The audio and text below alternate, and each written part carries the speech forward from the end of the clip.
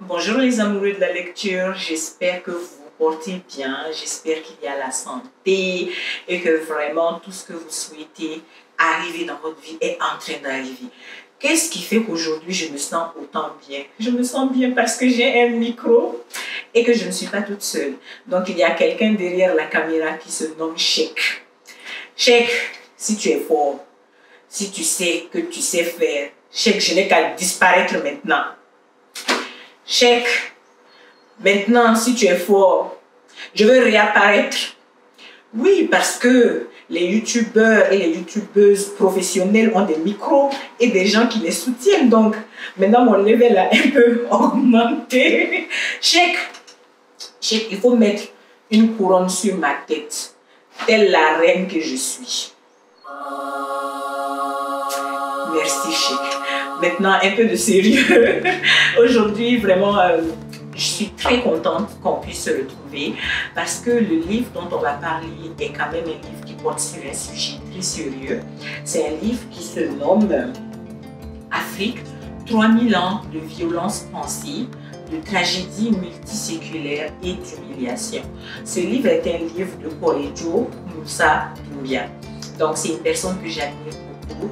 Moi, je l'appelle Baba Korejo en hommage à mon grand-père parce que mon grand-père, on l'appelait tout le temps Baba. Donc, je vais vous lire sa biographie, puis faire une petite présentation de lui. Puis ensuite, on va avancer un peu dans le déroulé de notre vidéo. Korejo Moussa Doumbia, fils de Dame Korejo, alias Sira Moussa Doumbia, est africain du Mali.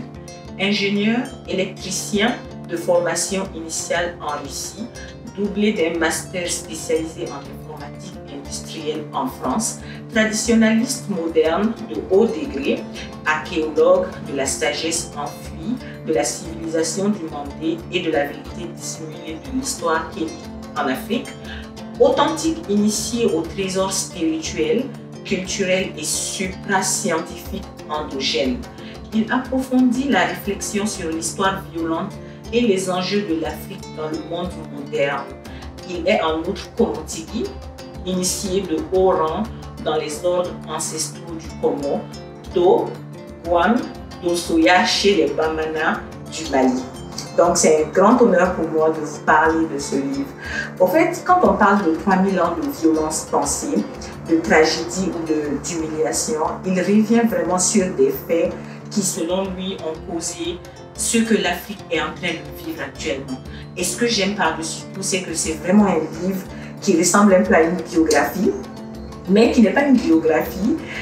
Pourquoi je dis que le livre ressemble à une biographie? Parce qu'il prend des faits qui se sont passés dans sa vie, puis il les explique.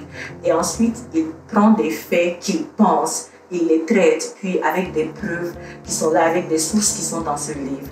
Et quand vous voyez la couverture, elle parle vraiment, elle essaye de montrer à quel point c'est un continent que tout le monde veut s'arracher, mais les personnes même qui sont dedans, ben, comment elles vont faire pour pouvoir s'en sortir.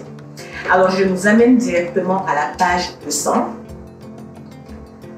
Et c'est un chapitre qui va nous parler des stéréotypes. Vous savez, il y a tellement de stéréotypes sur notre chère et tendre, aimée mère Afrique. Donc les stéréotypes. Un autre facteur important du développement africain est l'inversion des images désastreuses et des idées reçues sur l'Afrique dans l'opinion publique. Pour les Blancs, en général, et même pour beaucoup d'Africains, l'Afrique, c'est le virus du sida, le virus Ebola, la famine permanente, la chaleur étouffante, la poussière, les moustiques et la crasse qui tue, la dette faramineuse, les coups d'État à répétition, les guerres tribales ou religieuses entre tribus sauvages, la corruption endémique, la polygamie, les réfugiés, les hommes de pacha, les femmes esclaves emballées dans des bâches, la danse barbare, etc. Malheureusement, les Africains eux-mêmes ne font rien pour changer cette triste image qui, malheureusement, intègre notre corps subconscient. À force de répéter les mensonges, elles deviennent des vérités dans la conscience des gens. Ce n'est même pas grave ce que les autres pensent de nous. Ce qui importe, c'est comment nous-mêmes nous percevons et ce que nous faisons réellement au quotidien pour apporter des démentis résistants à toute intoxication virale subjective. Compte tenu des événements récents d'un début de réveil de la jeunesse, on peut espérer que cette décennie marquera la fin du grand silence et de la passivité africaine. Dans presque toutes les capitales des micro-États du continent, la jeunesse s'est engagée dans la contestation généralisée des religions étrangères, des régimes pourris qui ne représentent personne et qui entravent tout développement depuis plus d'une trentaine d'années. Ce fait est particulièrement remarquable dans les pays dits francophones, qui sont plus pauvres que les pays dits anglophones. Lagos, Nairobi, Mwanda et Accra, qui se développent remarquablement, dépendent beaucoup moins de Londres que Libreville, Abidjan ou Dakar, qui ont tendance à devenir des grandes banlieues parisiennes. L'oligarchie française et ses sous-préfets africains, qui démontrent ainsi qu'ils sont incapables d'amorcer une nouvelle et honnête politique de coopération, de développement, seront implacablement surpris et jugés par l'histoire. En attendant, des difficultés de toutes sortes s'accumulent et sévissent de plus en plus des millions d'Africains.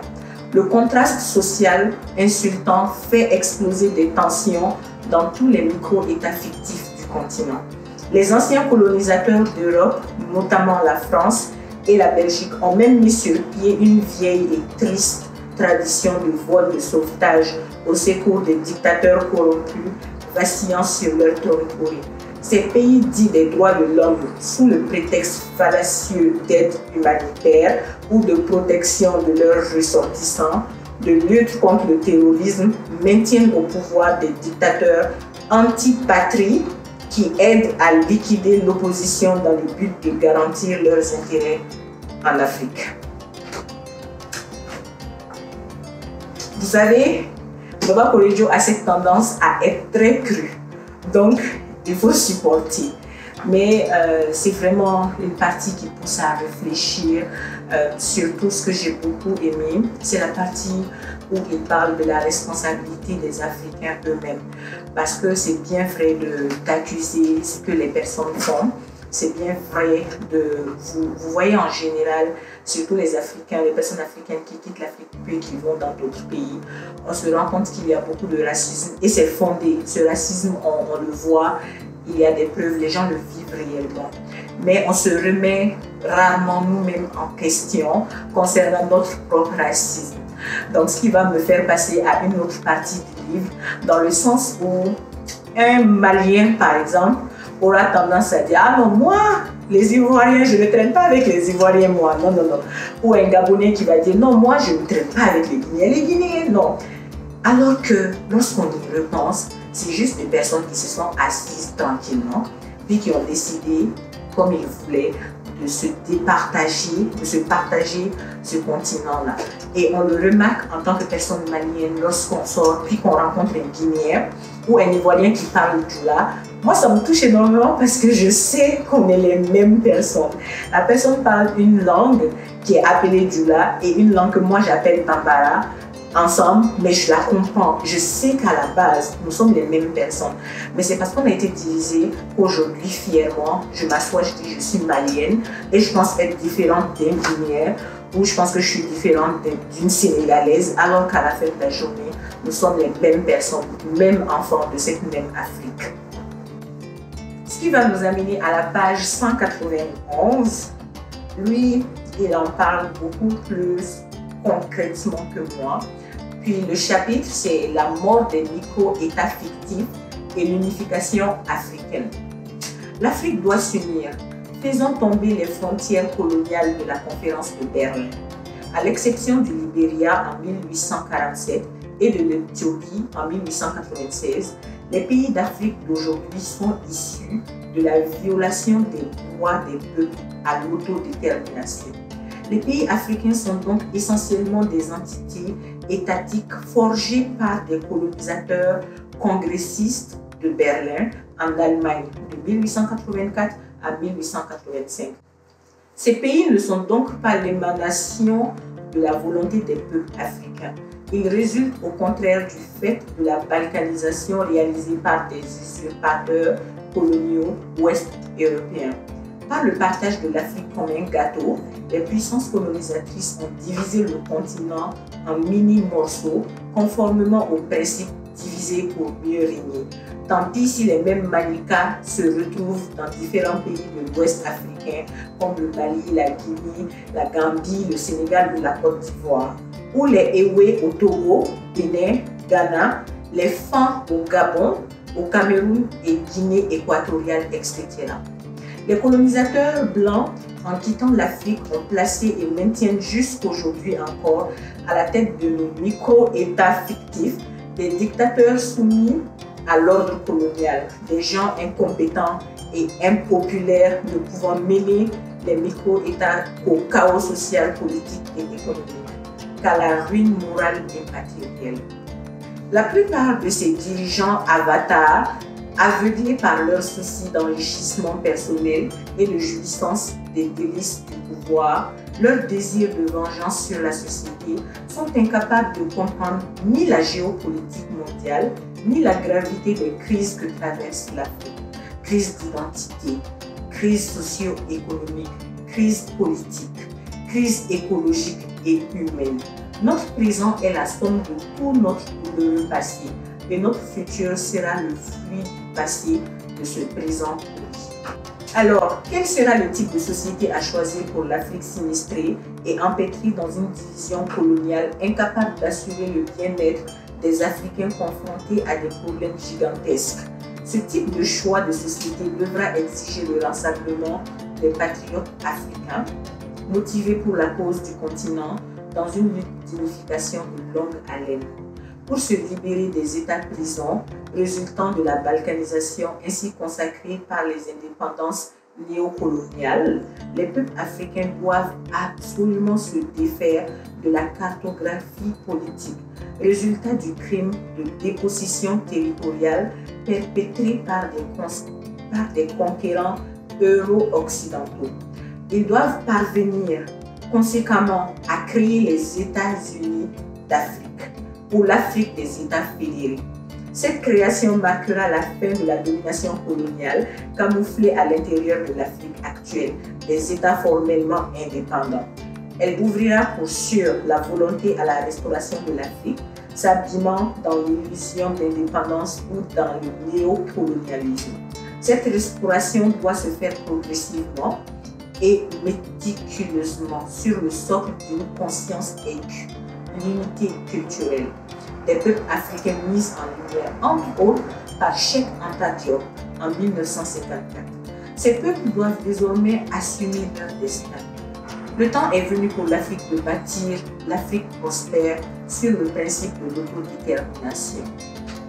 La jeunesse africaine doit se rassembler dans des mouvements culturels et politiques panafricains résolument engagés contre la politique coloniale et impérialiste en Afrique. Ces mouvements doivent contribuer à l'éveil des consciences pour mettre définitivement fin à l'usurpation et à l'occupation de la terre de nos ancêtres par le colonialisme ou le néocolonialisme euro-occidental. L'heure de rompre définitivement avec l'Afrique des États balkanisés a sonné. Je sais que c'est très sérieux, mais au fait, les mots qu'il utilise sont tellement crus que dans ta douleur, tu as un sentiment tellement mitigé. Dans ta douleur, tu ris parce que c'est une réalité. Donc, les peuples balkanisés a sonné. Les peuples africains doivent se détourner décisivement de l'idée de l'Afrique des États indépendants. Ils doivent démanteler les cloisons de la cartographie politique élevée entre les peuples d'Afrique par l'usurpateur colonial ouest-européen et construire résolument l'unité africaine. Il faut donc parvenir à contrer tous les plans de division en s'engageant dans le projet du bien commun des peuples d'Afrique, l'unité africaine. Pour ce faire, il importe de mettre en place des cellules vouées à cette unité, des cellules d'unité africaine dans tous les pays. La tâche essentielle de ces cellules est de promouvoir en tout lieu et en tout temps l'idée d'une unité africaine au détriment de la culture du micronationalisme qui constitue un véritable virus affaiblissant continuellement notre continent. L'époque que nous vivons, en ce début du XXIe siècle, est très dangereuse avec la guerre de prédation au Sahel. et c'est toute l'Afrique qui est en danger. Et nous devons réfléchir aux solutions ensemble. Les ennemis s'attellent à morceler l'Afrique davantage. Face à cette nouvelle agression, ils urgent de créer des clubs, des mouvements panafricains pour développer plus de solidarité et d'unité entre les peuples. Le contexte actuel est favorable pour revenir à l'idée de l'unité africaine. C'est même une exigence dans le contexte actuel de guerre par procuration, une exigence de sortir l'Afrique des dispositions du Congrès de Berlin. La question de la restauration de nos États est complexe. La résoudre nécessite une analyse prospective large et profonde qui dépasse largement le cadre des territoires issus des indépendances formelles. L'Europe des années 1990 peut aussi servir de référence pour nous faire comprendre que le système de micro-État africain est une aberration totalement dépassée. La division crée des problèmes dont la solution dépasse les possibilités de n'importe quel État africain et même d'une simple association régionale entre États. L'Afrique ne devra plus être l'objet de telles divisions au risque de disparaître totalement de l'échiquier international. Les Africains sont frustrés, appauvris, blessés et humiliés partout sur la planète. Il est temps que l'on prenne conscience de la précarité de notre condition d'existence face à la domination étrangère. Il faut réagir en rétablissant les valeurs de la société traditionnelle africaine, même si les détracteurs appellent cela sous un faux vocable d'archaïsme, de recul, de passéisme. Il n'y a certainement pas de régime miracle et la meilleure solution pour l'Afrique serait d'abandonner les frontières artificielles et absurdes tracées par les colons, de s'unir dans un grand État fédéral qui permettra à l'homme africain de retrouver sa place dans le concert des nations. Nous reconnaissons en vérité toute la difficulté d'une telle union, mais c'est pourtant l'idéal nécessaire pour le salut des Africains. Si cet idéal est difficile à atteindre, alors l'approcher aujourd'hui est déjà un grand chemin en avant pour demain. La liberté s'arrache, elle ne se donne pas. Vous voyez comment ce livre est intéressant, je vous invite vraiment à vous le procurer. Et en lisant cette partie, j'ai pensé au fait qu'on parle vraiment de ce qui se passe à l'intérieur de l'Afrique. Mais il faut prendre en compte aussi que les personnes africaines vivent ce qu'on appelle l'immigration. Donc le fait de quitter vraiment chez soi pour aller se chercher, comme on le dit très souvent. Et ce qui se passe dans la plupart des cas, et je n'en veux vraiment pas aux personnes qui pensent comme ça, parce que je me dis que même si moi j'étais dans leurs conditions, avec tout ce qu'on nous fait croire, j'aurais aussi cru que l'Europe c'était le paradis. J'aurais cru, vous voyez les tatas et les tontons qui sont en Europe, puis nous qui sommes en Afrique, puis on s'assoit, ils sont méchants, leur argent ne sort pas. On leur demande à chaque fois d'envoyer l'argent, ils n'envoient pas, c'est parce qu'ils sont méchants. Mais je vous assure que le jour où vous-même, vous serez à leur place, vous allez comprendre que ce n'est pas un quartier où en te baladant, il y a l'arbre qui donne de l'argent, puis tu l'arraches seulement, t'arraches seulement les billets d'argent. Et plus sérieusement, on ne prend pas en considération le fait que c'est tout un système à comprendre. Donc ça va prendre beaucoup de temps à des personnes qui veulent réussir honnêtement, de pouvoir réussir à l'extérieur. Quand ils sortent, ils apprennent un système, ils échouent.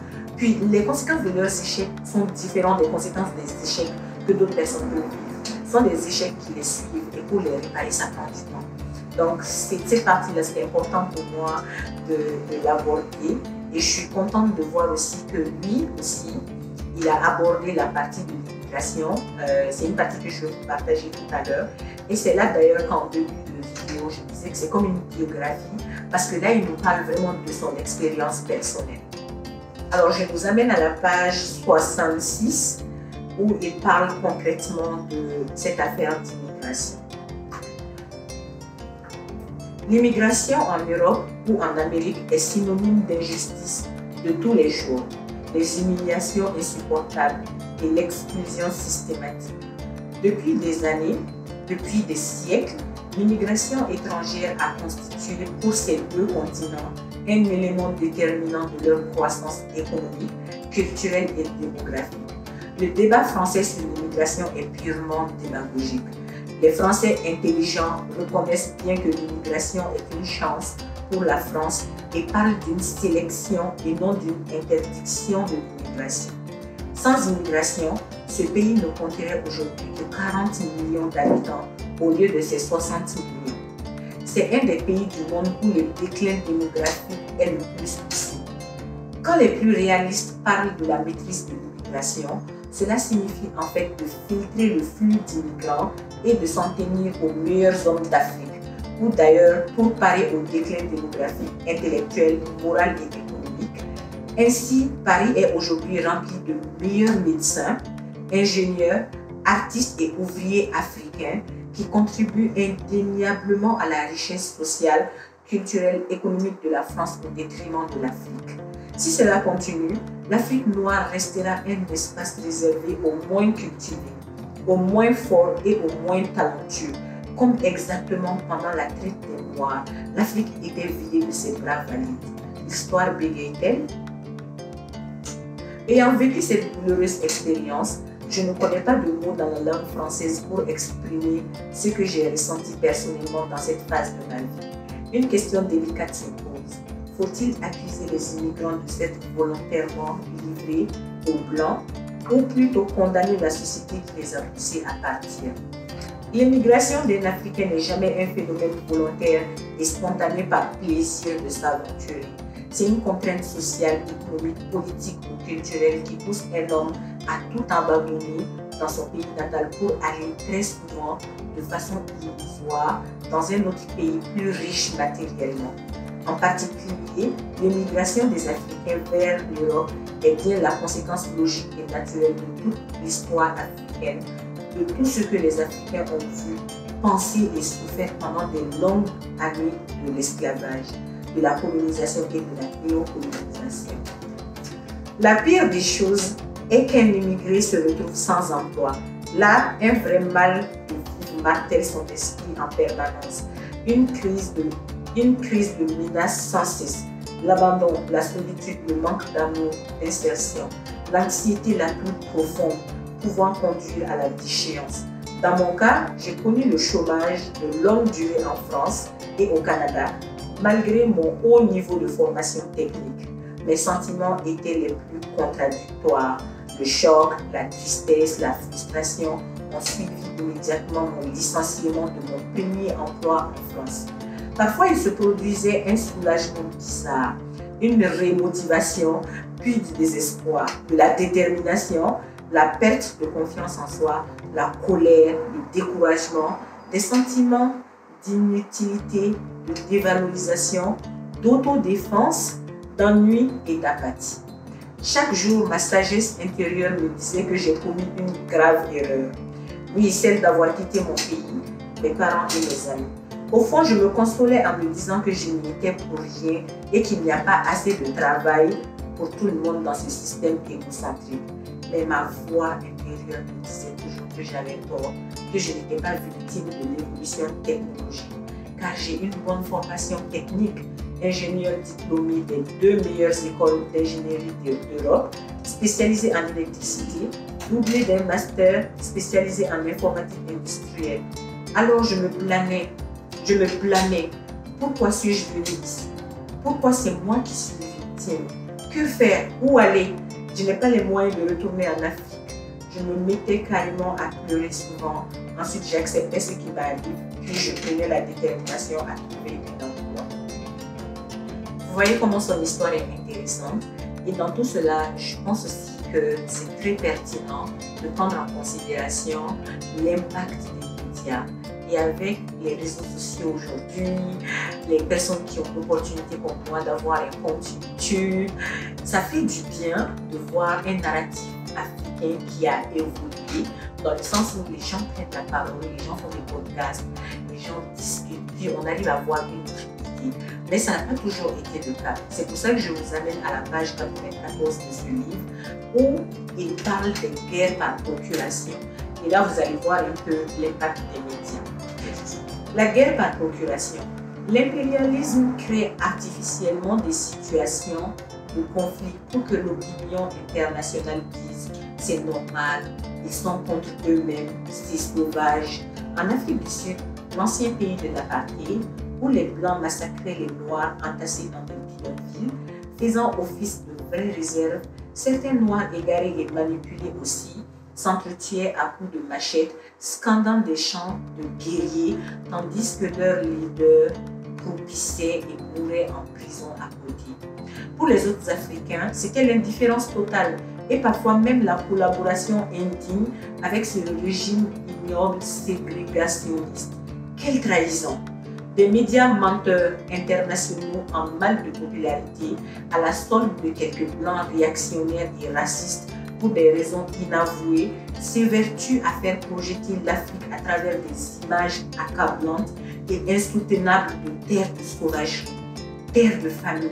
Tandis qu'en Europe ou en Amérique, ils présentent aux yeux du monde le noir comme étant à tort, il est vrai, synonyme de drogue, de violence, de viol, de vol, de fainéant, de comique, divertisseur dans le seul sens de la danse, du chant et du sport.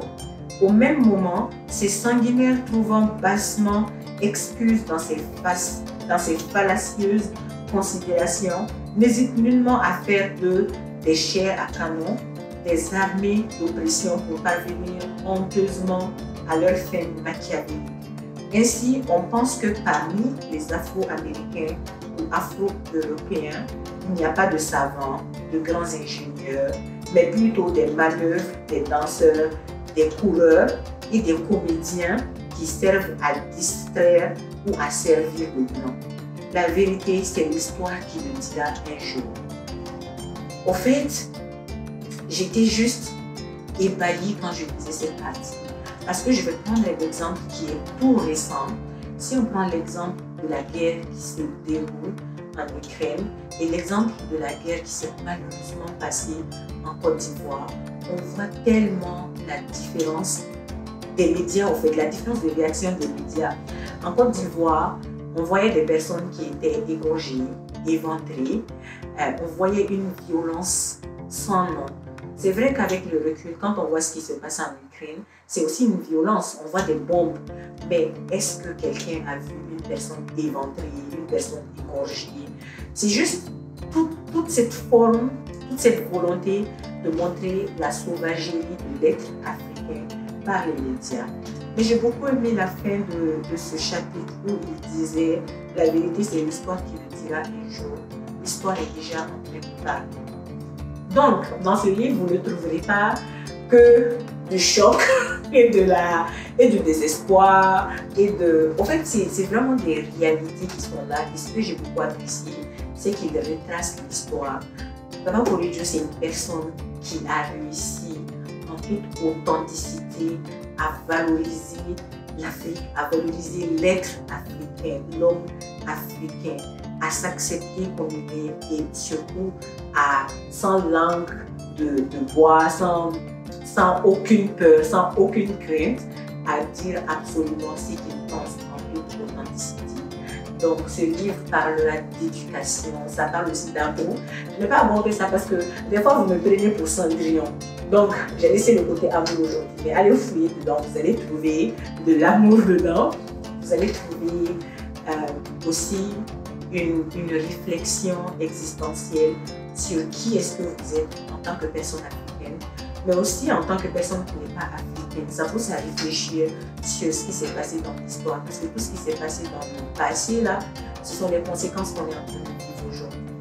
Je vous invite à lire ce livre, je vous invite à vous le procurer. Vous allez voir que je mets toutes ces informations, vous pouvez aller le suivre sur ses réseaux sociaux. Et aussi, je vous invite à vous abonner. J'ai vu qu'il y avait seulement 20% des gens qui regardent mes vidéos qui sont abonnés. Vous là, ça vous coûte quoi? Abonnez-vous. Depuis combien de temps je suis assise ici, je suis en train de lire. Je reprends, hein? Je sais qu'il est en train de souffrir derrière la caméra. Il faut vous abonner. Abonnez-vous, donnez vos avis. Je vous remercie pour le temps que vous avez consacré au visionnement de cette vidéo. Check maintenant, pour la fin, il faut me faire encore disparaître.